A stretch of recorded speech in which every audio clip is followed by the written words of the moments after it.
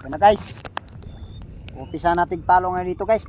Bubulabugin natin papunta doon guys para yung isda magtakbuhan papunta doon. So, umpisahan ko din guys ha.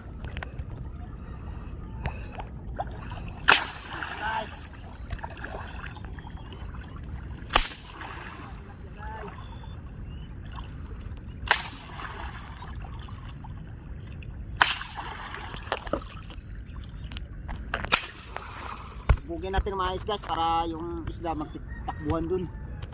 Inumang ating panlambang.